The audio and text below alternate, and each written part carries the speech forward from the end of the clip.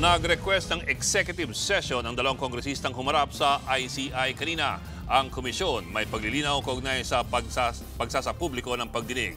Nasa frontline balitang yan, Gerard de la Peña. Sa pagpapatuloy ng live-streamed hearing ng Independent Commission for Infrastructure, humarap si Pasig Representative Roman Romulo. Pero humiling siya ng executive session at pinagbigyan naman. The disclosure of the information that will be provided by the good congressman at this point would potentially put the life and safety of an individual, particularly the good congressman's life and safety, in danger, Your Honors. Nagpa-executive session din si Bulacan 1st District Representative Danny Domingo. Pero itinanggi niyang tumanggap siya ng kickback sa flood control.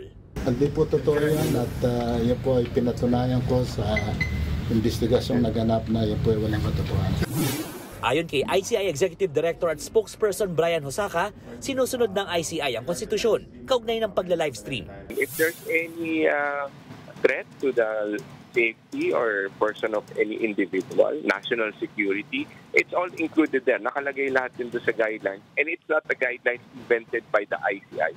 We based it on law. We want the public to know na ang gusto ng ICI is really live streaming. However, we do accept exceptions as provided for by law and even pronouncement by the court.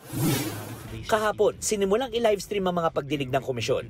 Pero mismong si ICI Chairman Andres Reyes Jr. ang nagsabing hindi siya pabor dito. Sa kabilang banda, hindi rin naman daw ibig sabihin ay lagi nilang papayagan ang executive session.